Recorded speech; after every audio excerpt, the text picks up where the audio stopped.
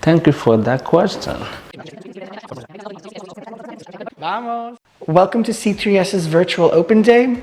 Let me introduce to you who we have on the panel. We have Miss Nima, we have Hamza, and we have Rashi. We have Dr. Ida, the head of academics, Mr. Matthew, admission business development manager, and Professor Jordy with me today. So, Dr. Ida, can you tell me what programs and courses we have here at C3S? Well, thank you very much, Craig, for your question. Definitely, we have two main groups. The first group, we have a bachelor programs divided at the moment in three groups.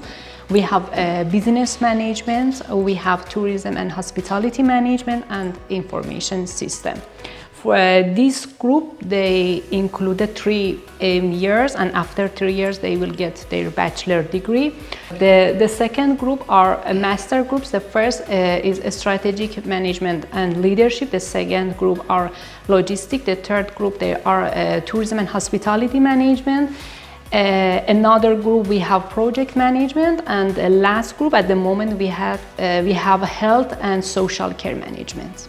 Yes, and after 1.5 years, our student they will get their master degree. Like she said, we have A and B. We have undergraduate and postgraduate courses, and on undergraduate courses we have, like she mentioned, we have business management, we have tourism and hospitality management, and we have business and computer information technology. As we know that we have what UK degree. So the first year, our student will be getting level 4 diploma, and second year they will be getting level 5 diploma, and the last year, which is the third year, they will be getting bachelor degree from UK universities. Likewise, postgraduate study, we have various of courses. We have strategic leadership management, we have project management, we have logistic and supply management, we have health and social care management, we have tourism and hospitality management on postgraduate level, and we have full masters as well. Full master, we have project management, MBA in project management, and we have MBA global. Depends on what they have. We have various courses, and presently the management, they are working on adding more courses on our postgraduate courses, like data analysis. We are working on data sciences, and we are working on artificial intelligence also. So it just remains little things that we need a little approval from the Minister of Education, which are hopefully maybe by next intake, probably by February intake 2022, we should have all these courses added to our available courses. Perfect. So, Professor Jordy, I'm just going to ask you a few questions now about what it's like to be a professor here at C3S. Can you tell me what advice you usually give to students who are just starting their academic journey here? Okay, well, so I would say, first of all, that they understand, in a way, the great opportunity that they have coming here, so where they have to, try to develop, themselves professionally, personally, and so on. So in a way, try that they come with open-minded, also try to develop their critical thinking that they could apply also, and as well that they have to try to understand that it's important to interact in classes as much as possible, to be really interactive in the way that they can express their own thoughts, their own beliefs, and in which way they can in a way explain what they are thinking, what they are feeling, and so on, is very important for us. Yeah, I'd agree. And how would you keep your teaching methods and subjects knowledge up to date? Well, I would say that basically, trying to do the classes as interactive as possible. So we are usually using the case study methodology, and also in every class probably we have this kind of or case studies or readings where they can read, and update, something that have happened really nowadays in our world, and then try to apply to the subject that we are talking to. They then later on can read it, get their own conclusions individually. Later on at small group levels, we interact in different groups, and finally all together we get final conclusions. So then the idea is not if they change or not their own idea from the beginning. There's not much more that, that why they are changing or not. No? Mm-hmm. So in this interactive way, and of course trying to adapt, let's say all materials every year with new case studies being updated and so on. Okay, thank you. And how do you help your students grow, not just academically, but also personally during their time here? Well, so aligned with the previous answers, no, in a way that they try to in a way, develop by themselves, no? So they receive a training, of course, from our side, but also later on they need to develop their own capabilities to translate them in the, main skills that they can develop later on when they are able, in a way, to trust in themselves, believe in themselves, and then it's much more important because their opinions every day have much more support, and they understand much better how they can grow and really get these very good results that we're expecting. Okay, well, thank you. Thank you. Thank you to you. Okay, and how long would the admission process take? Yeah, we have a team that they are very proactive in what they do. When the students send application to us, let's assume today is Monday, they send application to us on Monday and we send it to academic for review. So after it's been examined by the academic, we've discovered the student qualified, we push them to interview section because they need to pass through interview stage. So after they pass the interview stage and the student meet the criteria needed and they pass the interview, within 24 hours after the interview has been carried out, they get the offer letter. So we don't delay. We have a good handling our admission. Okay, and the tuition fees, are they able to pay that in installments or does it have to be 100% everything at once? Thank you for that question. One thing is, it's not about paying the tuition fee. We are helping students because we discovered that one of the things that give them higher chance of getting tuition is when they pay tuition fee. We have a policy here in our school. Our students, they need to pay like 65 to 70% initial deposit the moment before we give them the final enrollment letter. It's to their own advantage because if they pay more money, the embassy will see them that they are financially capable of studying in Spain, and it has been working for us. So most of our students, they pay 60 to 70% initial deposit, and we have a policy that says that they have to pay the balance on arrival, within 7 days on arrival. But if any one of them have some issue, like I said, we are human, so we try to reason with the student and to feed their parents on arrival if they have some issues, so we can give them payment plan options as well. And the tuition, what is the total balance of that for the whole year, the yearly tuition fee? Okay, like I said, for undergraduates, the tuition fee per year is 7,000. 7,000 compared to some schools here. Some schools they pay maybe 21,000, 28,000 here in Barcelona. So our tuition fee is minimal, it's not exorbitant. So 7,000 for undergraduate per year, and the tuition fee for undergraduate, the course duration is 3 years. Course duration is 3 years, and for postgraduate, the tuition fee is 7,500 plus 300 registration fee, which is 12 months duration. And for the full masters, it's 18 months. And the cost for that one is 10,800 for 18 months. Very good. And does C3S support full visa support? Like, are we there with them every step of the way of their visa application? Like, when they apply for their visa to come to Spain, do we give them support throughout the whole process? What makes us differ from other schools is that we have a formidable team. We call them visa and compliance team. From the very first day, our students, they pass the interview stage. From that day, very first day, till they got their visa, we give them full support. We see them through all the visa process and the documentation, all the required document they need to get. So they check the visa, and that is why we are having results. And I'm looking for the student outside also to join us. Yeah.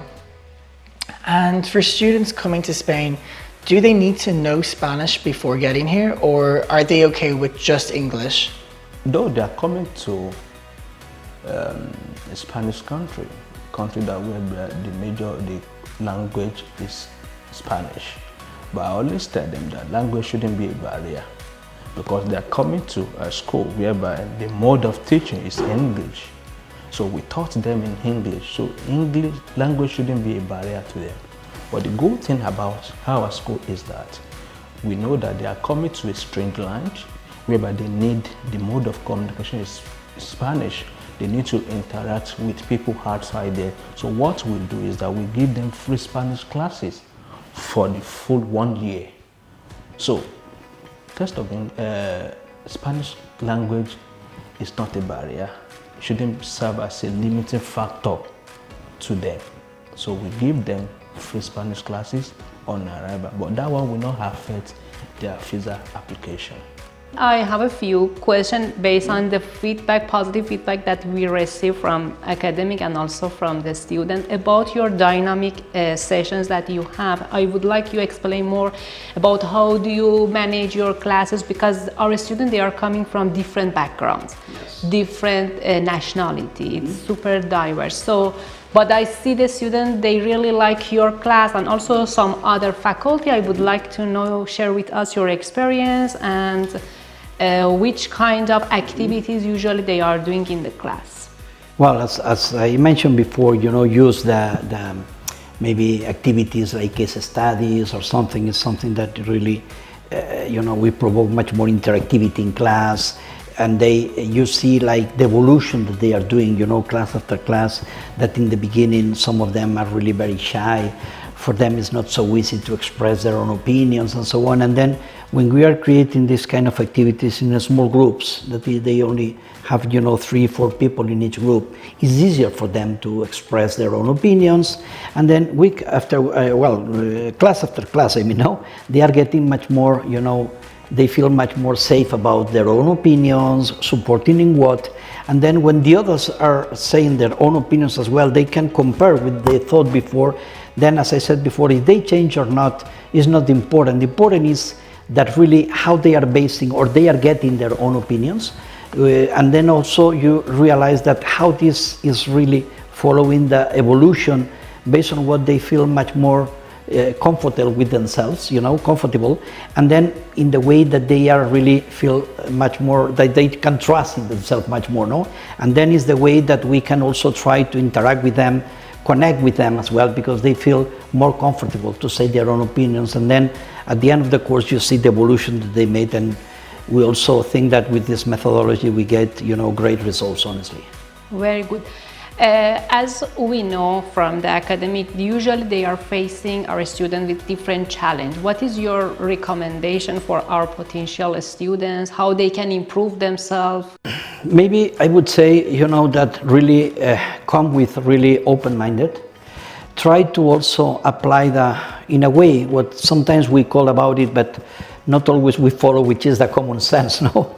And then much more memorize concepts, theoretical concepts. Try to understand much better them, why we are applying them, which priorities we are giving based on the goals that we are expecting to get.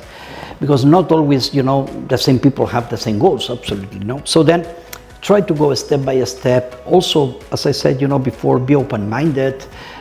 Try to also, in a way, justify your own opinions, where are coming from, why, and so on. Compare with others, why each people think differently, based on the background, based on education, based on country of origin, and as well as we have really this diversity from many different countries.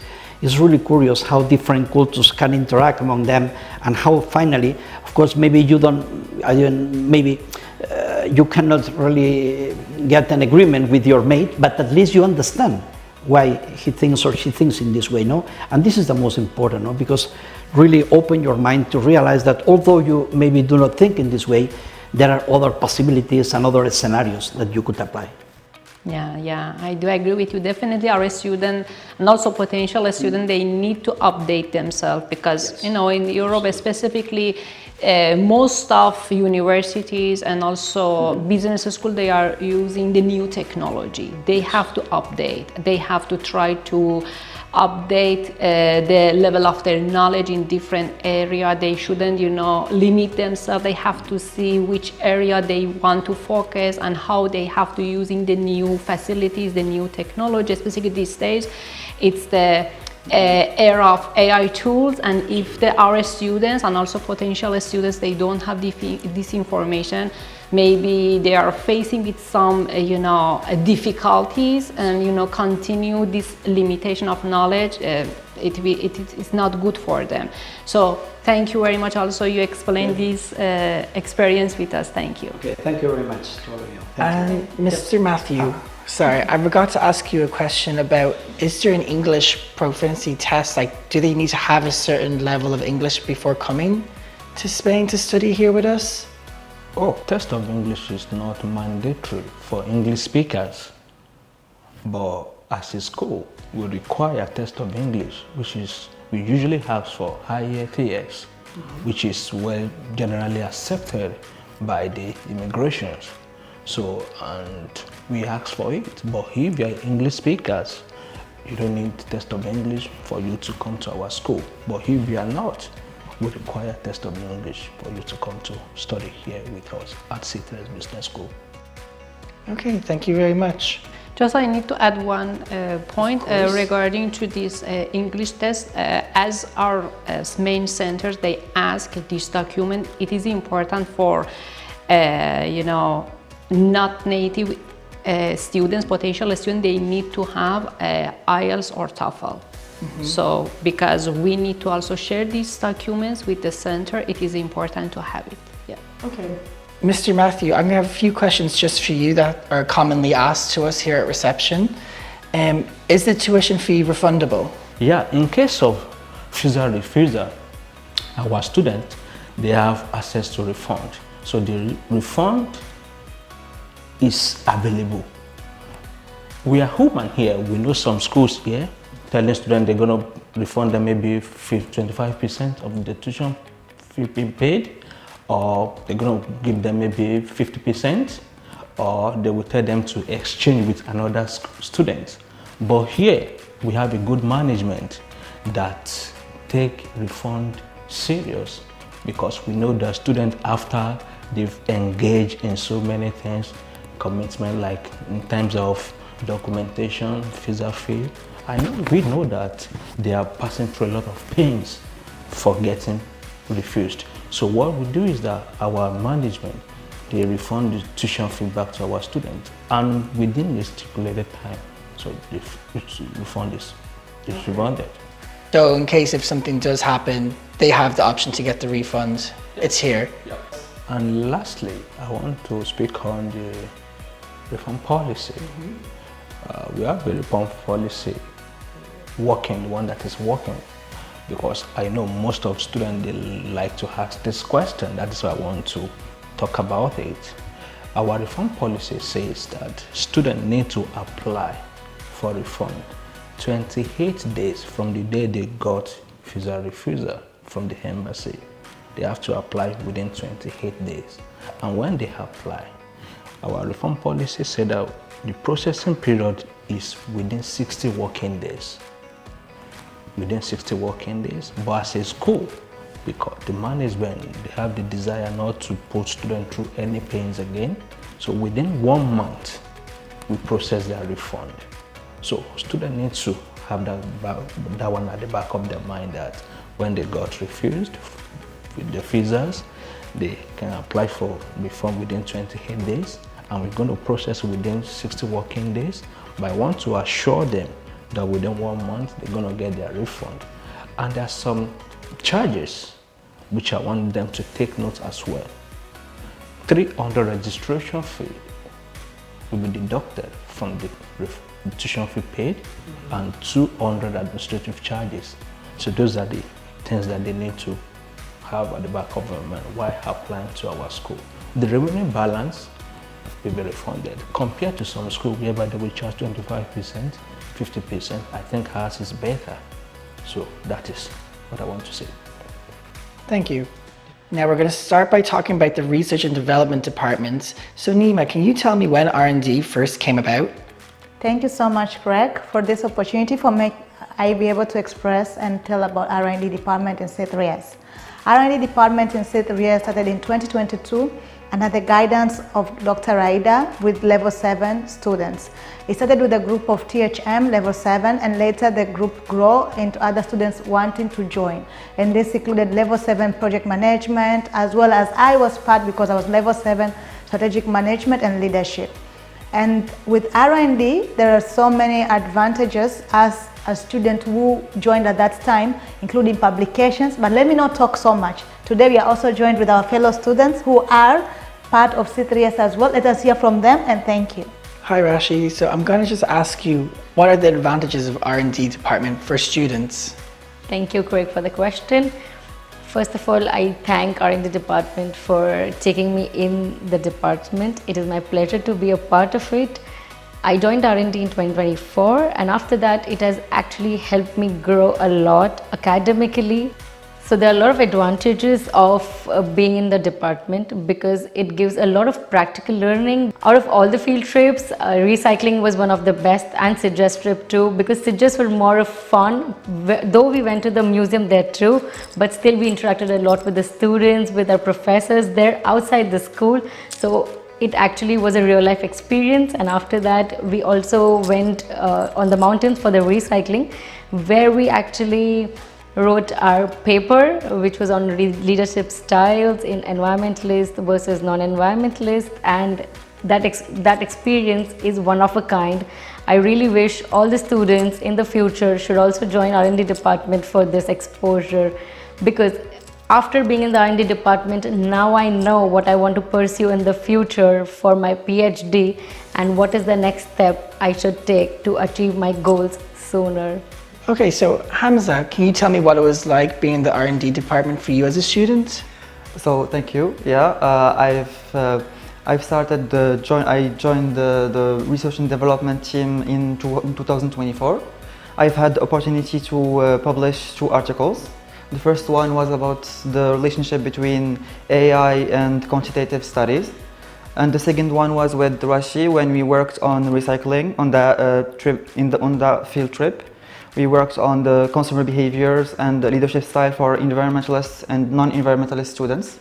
We also had the chance to go on a lot of trips. We went to a lot of museums. We went to C3S. We went to the science museums of Barcelona. We also went to the Human and History Museum, also here in Barcelona.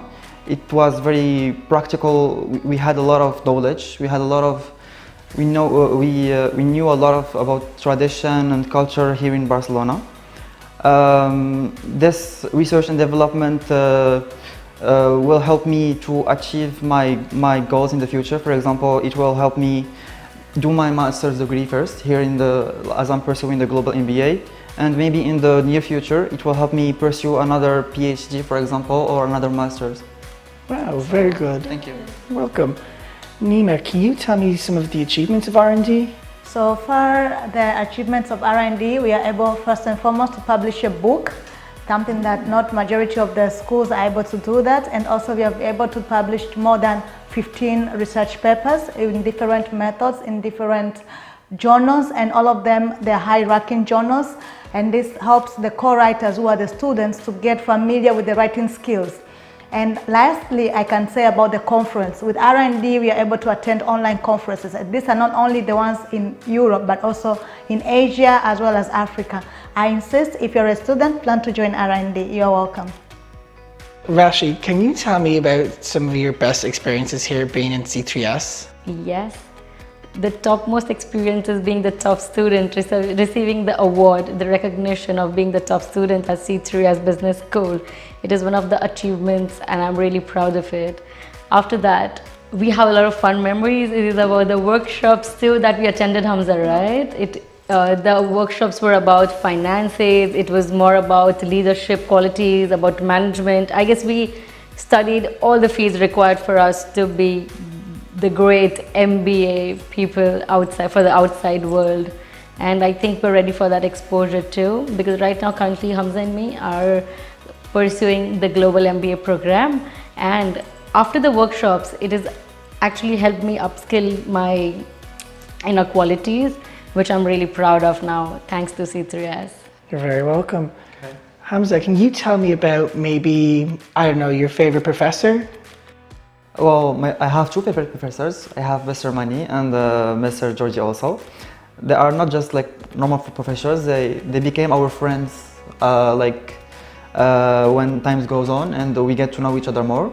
They are so very good professors. They know how to give you the information in like a very good way, so that you don't easily forget it. And we have some very unforgettable memories with them.